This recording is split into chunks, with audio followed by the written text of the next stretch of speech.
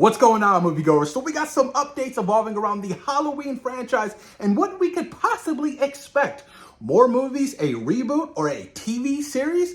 This could be pretty interesting, you guys. Look, the Halloween franchise means so much to me. It's one of my favorite horror franchises. Halloween 1978 is my all-time favorite horror film, and what John Carpenter really established with that movie, the low budget, the cast, the crew, the writing, everything, certain shots, the style of filmmaking, the soundtrack, the score, it was just phenomenal, you guys. And we can all agree that the Halloween franchise has had its ups and downs, right? But where do you go? Where do you go after Halloween ends? I mean, Michael Myers is dead in that particular universe because it established since the first film. 78. So 78, Halloween 2018, kills and ends. So Halloween 2 isn't canon, right? So you could do a sequel to Halloween 2, ignoring Season of the Witch, ignoring part 4, part 5, things of that nature. So there are different kind of routes they can take when, trying to continue on the Halloween franchise and Michael Myers. If I'm being honest with you guys, I would want to see something more in the realm of like Dr. Loomis, you know what I mean? And more cases that Dr. Loomis has been taking on, prior to Michael Myers, because that would be very interesting. I would love to see something like that. I mean, that would be dope. Dr. Loomis as a character, my God, he's one of my all-time favorite horror characters. Every time he's on screen, he just demands your attention. So I would be down to see something of that nature. But this is coming from The Bloody Disgusting, you guys, and we're going to read the article. So, the sequel trilogy was produced by Blumhouse Productions and released into theaters by Universal Pictures as a part of a pact with Miramax. And the ball is now back in Miramax's court. So what's next for the Halloween franchise? Bloody Disgusting can exclusively report that Miramax is actively shopping around the rights to Halloween franchise around Hollywood. From what we understand, this is a massive bidding war going on right now with several different parties interested in reviving the chance to bring Michael Myers back to life. Interesting. Bloody Disgusting sources have also indicated that Miramax is open to both film and television projects, and that they're currently taking offers from studios and streamers alike.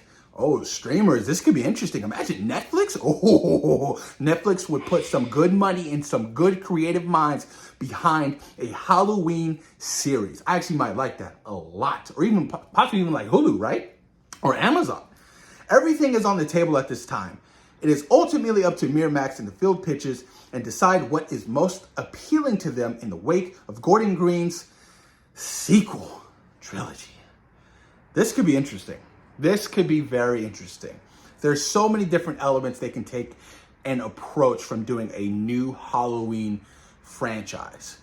Obviously, like I said, you can do something that's more in the realm of doing a sequel to some of the earlier films or completely rebooting it. But would you be down to see a rebooted Halloween franchise of Michael Myers? And what can you add value to the Halloween franchise that hasn't been done before? I mean, Rob Zombie tried to do that with his 2 films. And I'll be honest with you, I wasn't a fan of the Rob Zombie movies. I just don't. I don't like his style of filmmaking. It's just his white trash. Not for me.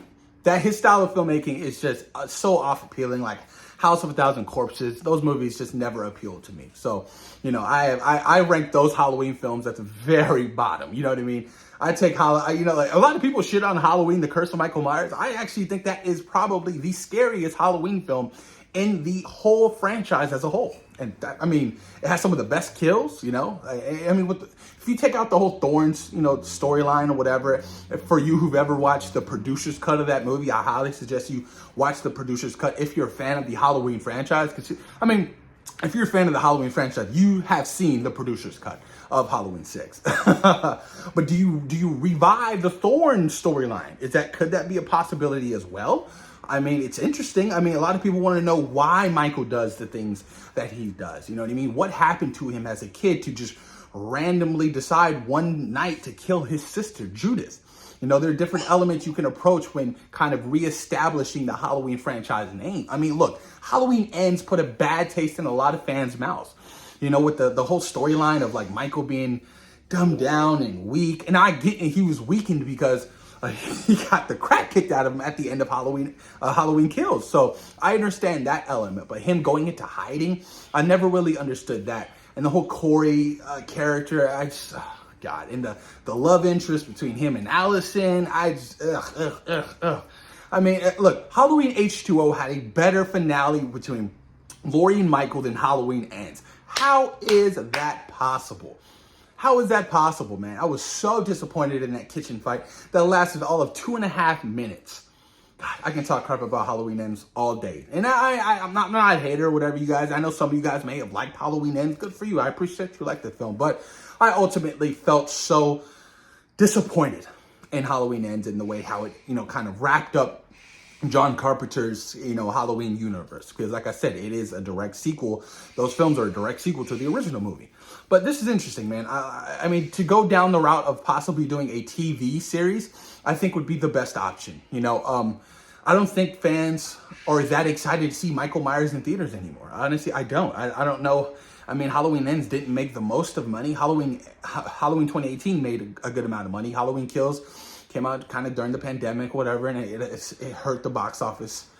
And they're different revenues they can take, and I think streaming is the next step. I think doing a series could be possibly very interesting. It's just where you want to take it, story wise. Is it evolved around Dr. Loomis? Do you try to do a whole new thing with Dr. Loomis and how he took on a bunch of cases before Michael? That could be interesting. The Laurie character is completely gone. I feel like if you are going to do a whole reboot of Halloween, you got to get rid of the Laurie character. Nobody can play that character like Jamie Lee Curtis. You got to come up with, fresh characters. Or even, not doing Dr. Loomis. Just coming up with a whole brand new idea evolving around Michael Myers, But it's going to be difficult. It's going to be difficult for whoever decides to do, this next installment of Halloween. Like I said, reboots have tried, different storylines, continuations. It's going to be very difficult task to take on. But I'm ultimately very interested in the idea of reviving Michael Myers because, like I said, he's my all-time favorite Halloween character. He's my all-time favorite horror figure of all time. So this is going to be interesting. But post your comments down below. Let me know what you guys think about Bloody Disgusting's exclusive article talking about how Miramax is kind of shipping out the TV and film rights to Halloween. And what would you guys want to see in particular evolving around Halloween? Or you be interested in another season of The Witch kind of thing? Please post your comments down below. Let me know what you guys think. Peace.